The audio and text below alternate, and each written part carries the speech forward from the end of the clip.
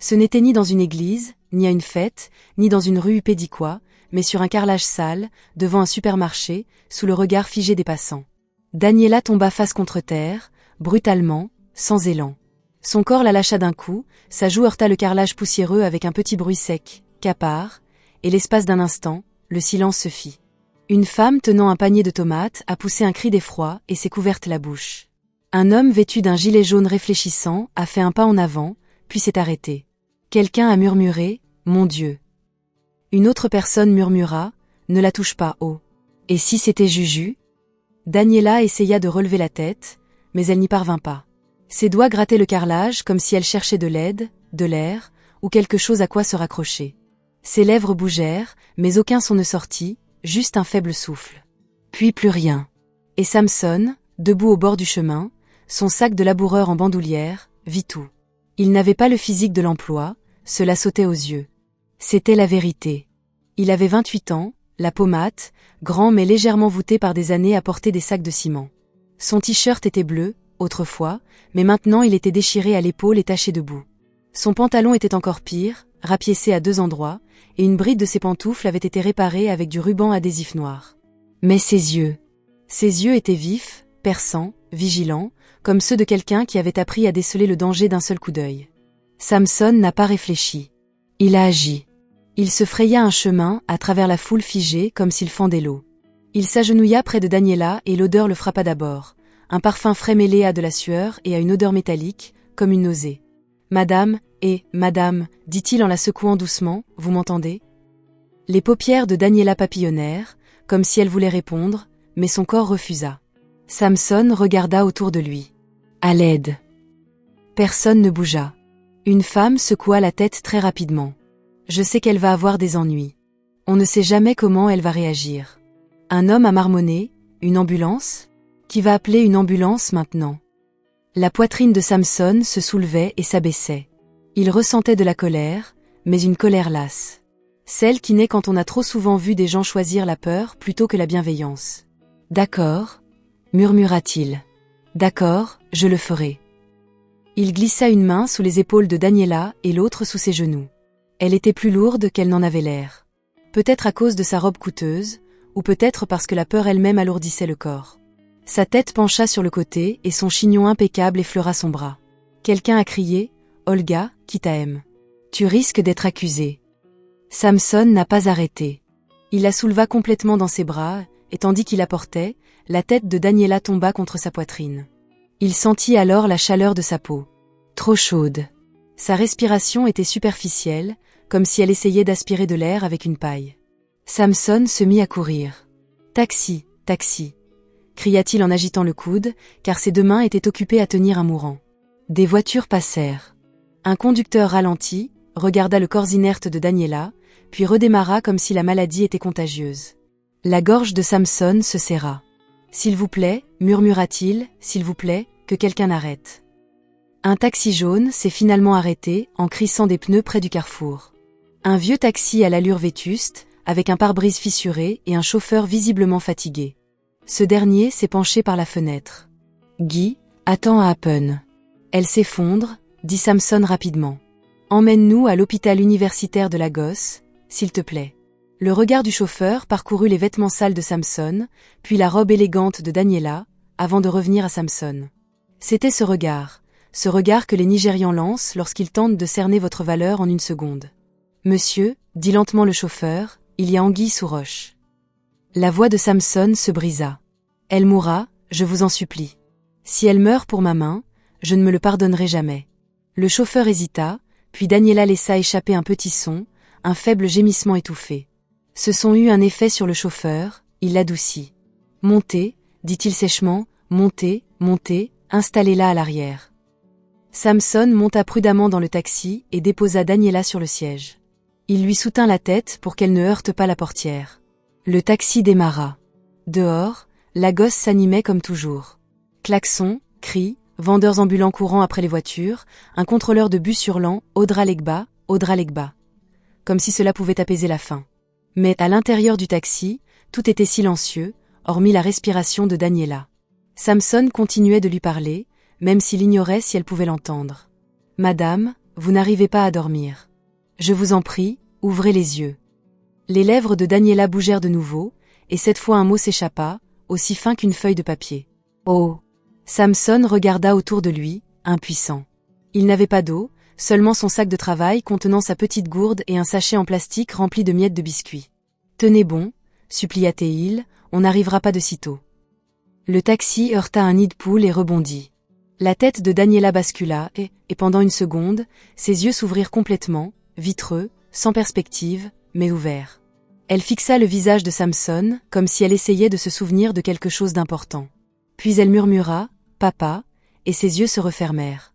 Samson déglutit difficilement. « Chauffeur, conduisez, s'il vous plaît », dit-il d'une voix basse et tendue. « Conduisez comme votre propre enfant », ajouta-t-il à l'intérieur. Le chauffeur ne répondit pas, il appuya simplement plus fort sur l'accélérateur.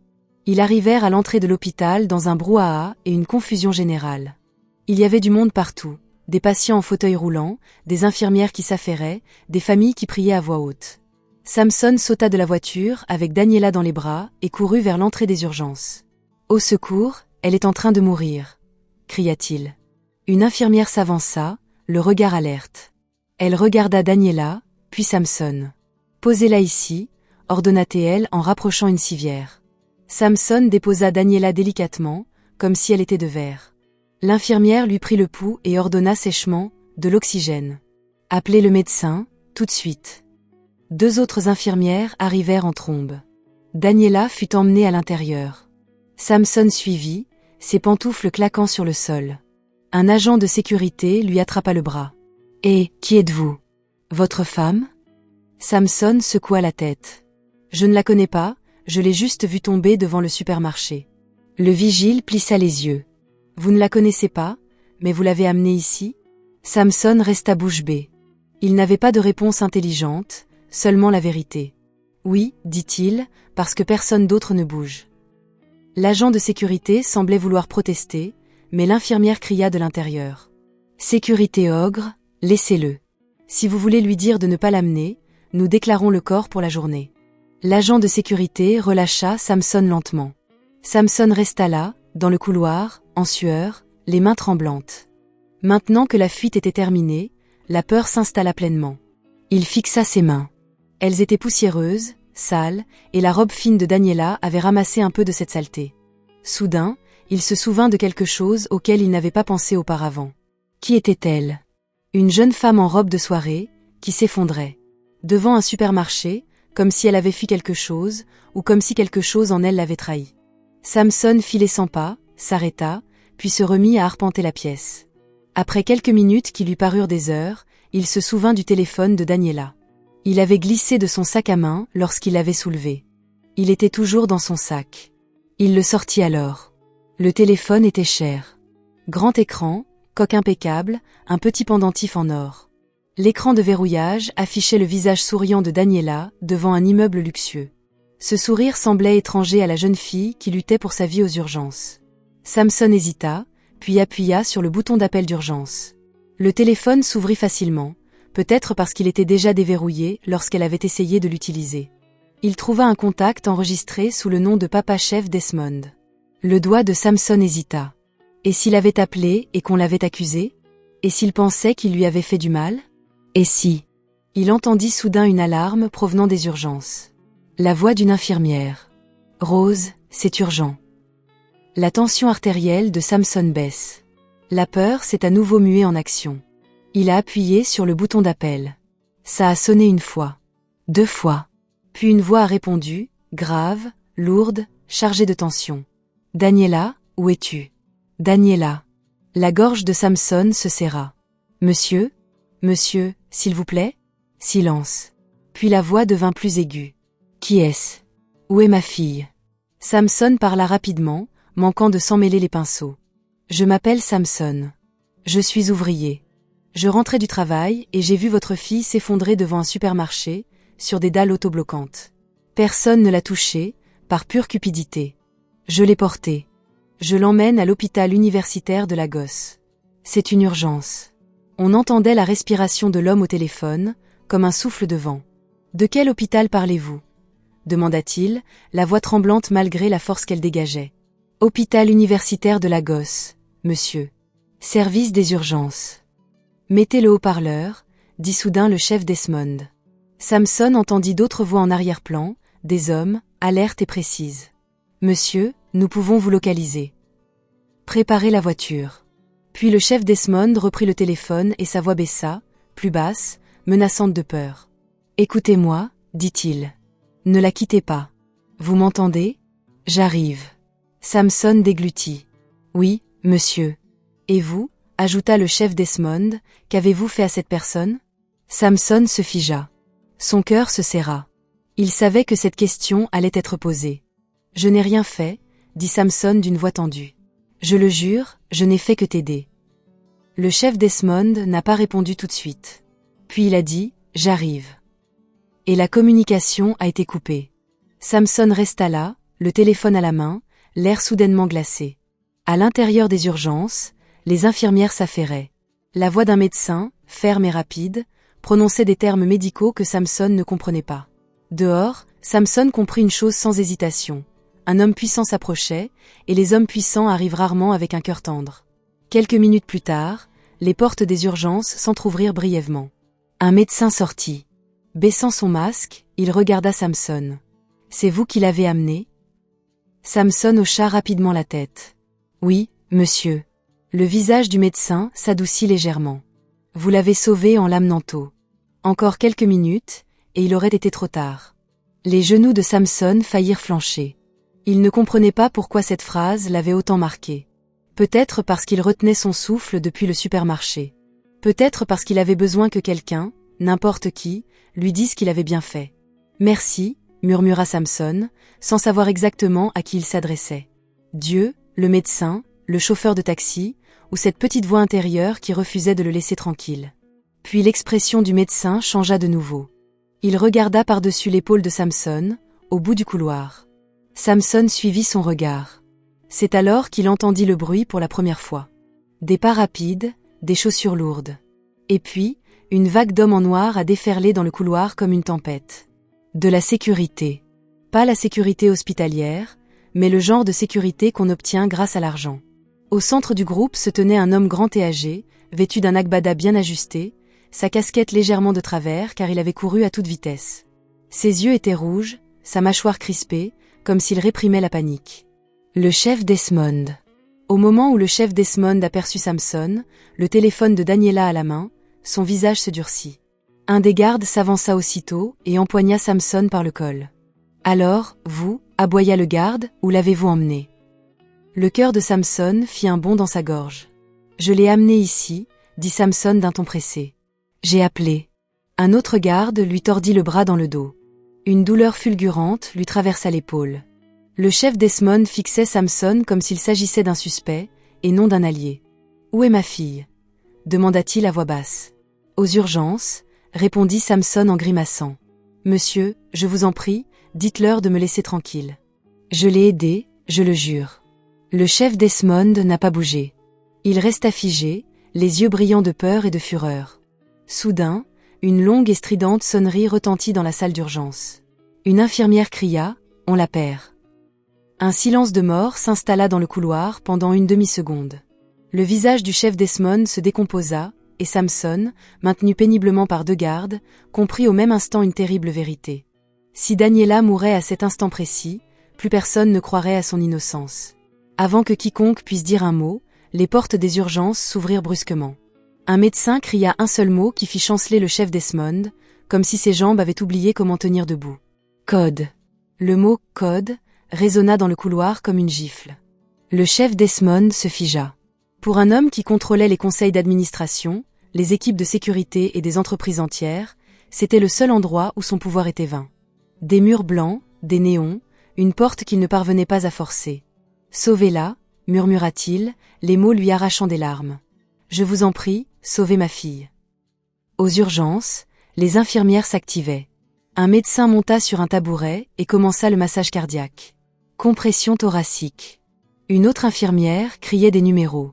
Une autre pressait un ballon d'oxygène. Daniela ne bougeait pas. Dehors, Samson était toujours retenu. Le garde resserra son emprise lorsque Samson tenta d'avancer. « Reste où tu es. » Samson cessa de se débattre. Il avait la poitrine serrée et la bouche sèche. « Je te l'ai dit, murmura-t-il, presque pour lui-même. J'ai essayé. Le chef Desmond se retourna lentement. Cette fois, il regarda vraiment Samson. Pas ses vêtements sales. Pas ses pantoufles déchirées. Mais son visage. Ce n'était pas le visage d'un criminel.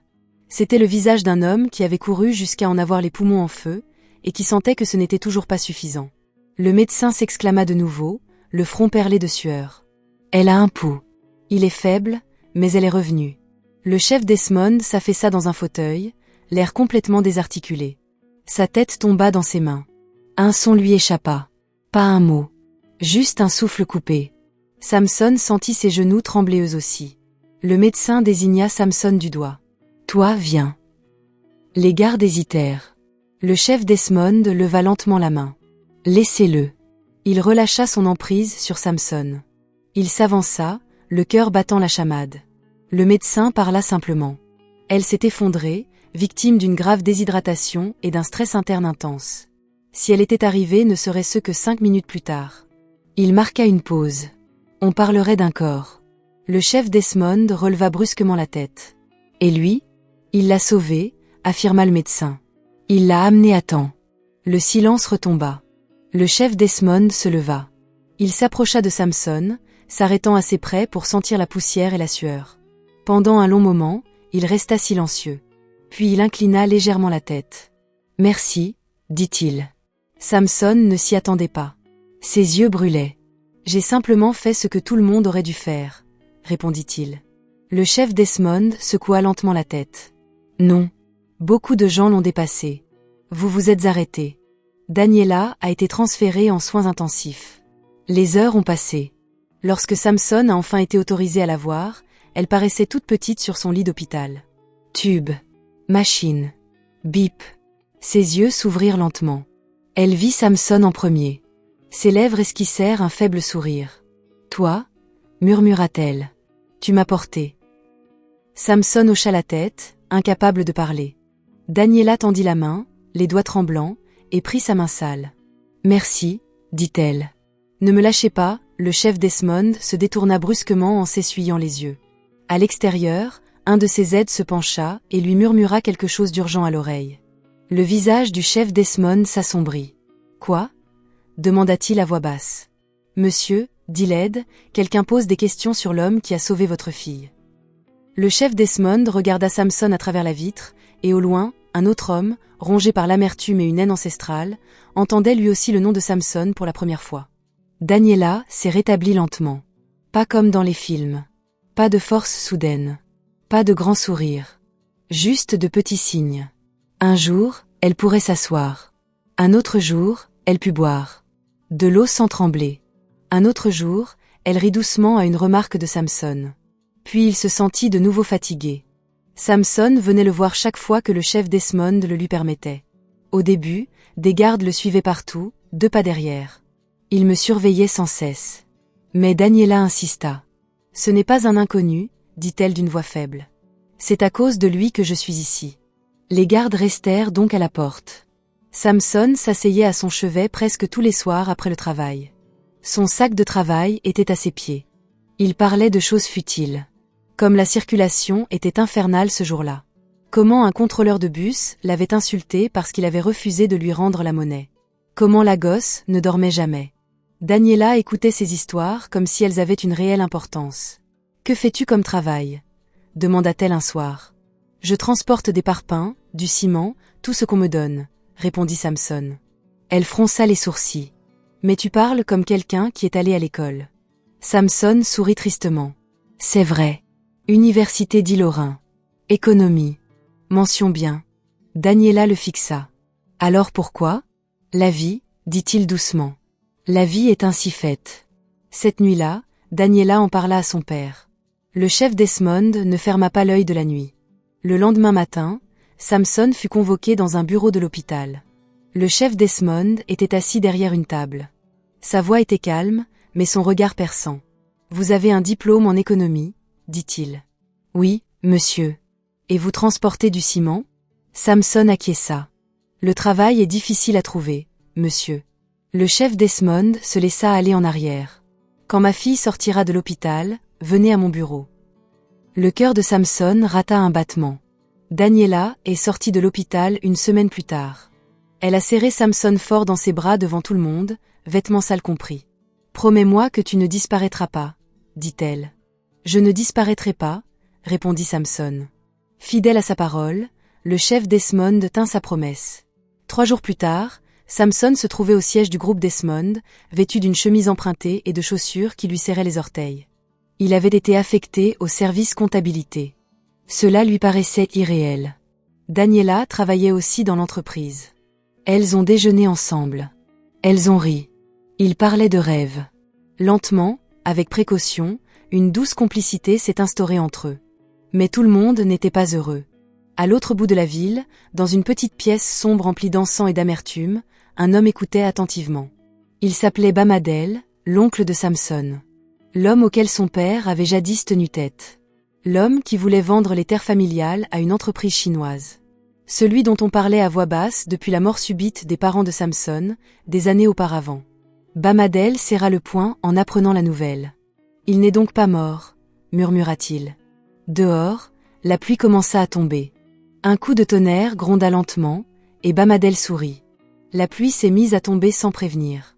Un instant, le ciel au-dessus de Victoria Island était lumineux et bruyant à cause de la circulation. L'instant d'après, les nuages se sont entremêlés comme des poings menaçants. Samson se tenait devant l'immeuble vitré du groupe Desmond, attendant.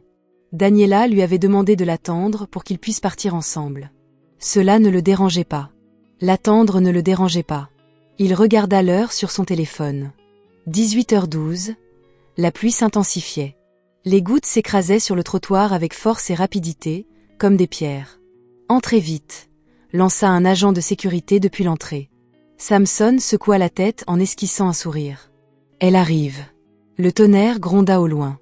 À l'intérieur du bâtiment, Daniela était en train de signer un document lorsqu'elle l'entendit. Le bruit du verre qui s'entrechoque. Elle leva les yeux.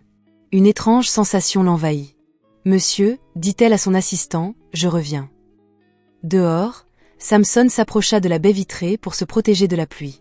Il s'arrêta juste sous la haute fenêtre, observant la route qui défilait à toute vitesse. Il n'aperçut pas la silhouette sombre de l'autre côté de la rue. Il n'entendit pas l'incantation murmurée, portée par le vent. Il ignorait que, quelque part, un oncle avait imploré le ciel de lui faire payer son dû. Le tonnerre gronda de nouveau, plus fort cette fois. Un craquement sec déchira l'air. Boum! Une explosion de lumière jaillit. La haute baille vitrée vola en éclats avec violence. Des fragments volèrent comme des lames. Daniela hurla. Samson ressentit d'abord une forte chaleur, puis une douleur vive. Une force brutale le frappa à la poitrine et le projeta en arrière. Il s'écrasa lourdement au sol. Tout devint blanc. La pluie s'engouffra dans le bâtiment, se mêlant au sang et aux débris de verre. Des gens criaient. Quelqu'un a crié son nom. Samson. Daniela s'est précipitée dehors pieds nus, sans se soucier des éclats de verre qui lui coupaient les pieds. Elle s'est laissée tomber à côté de lui. Samson, ouvre les yeux, je t'en prie. Son corps tressaillit une fois, puis s'immobilisa. Une faible fumée s'échappait de la carcasse brisée. Les agents de sécurité restèrent figés. Ce n'est pas normal, murmura l'un d'eux. Une ambulance arriva rapidement. À l'hôpital, les médecins s'activaient, mais rien ne changeait. Samson ne se réveillait pas. Il ne réagissait pas. Il ne respirait pas par lui-même. Des machines le faisaient pour lui. Daniela est restée assise à son chevet toute la nuit, lui tenant la main. « Je suis là », répétait-elle, la voix brisée. « Tu m'as sauvée. »« Ne me quitte pas », le chef Desmond se tenait derrière elle, silencieux, rongé par une peur que l'argent ne pouvait apaiser. Le lendemain matin, un vieil homme entra discrètement dans la salle. Il n'était pas habillé comme un médecin. Ses yeux étaient vieux, sereins et profonds. Il regarda Samson une fois et soupira. « Celui-ci, dit-il doucement, n'est pas malade. » Le chef Desmond se retourna brusquement. « Que voulez-vous dire ?» La voix du vieil homme baissa. « Quelqu'un a envoyé la mort. Ça a raté. » Daniela a eu le souffle coupé. « Qui ?» a-t-elle murmuré.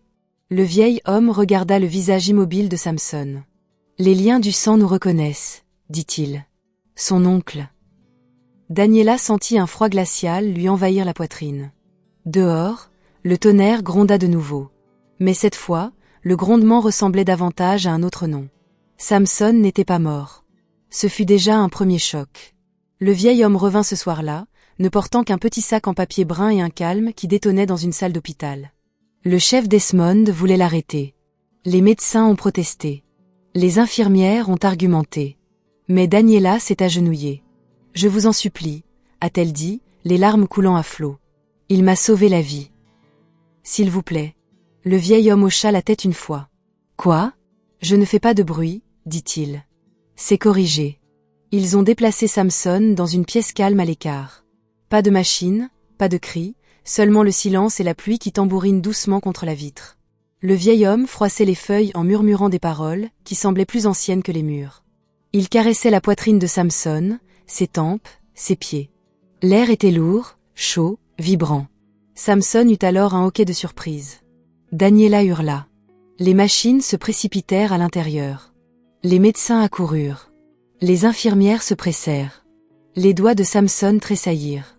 Ses yeux s'ouvrirent lentement, confus, fatigués, mais vivants. Daniela s'effondra sur sa poitrine, pleurant et riant à la fois. 2 heures plus tard, dans un autre quartier de Lagos, le tonnerre répondit à un autre appel.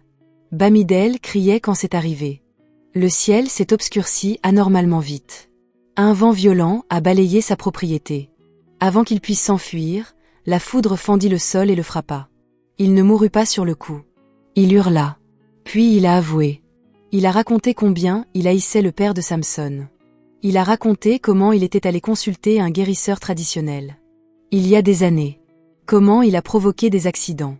Comment il a semé la mort une fois de plus. Cette fois, le tonnerre a retenti. Les voisins se sont rassemblés.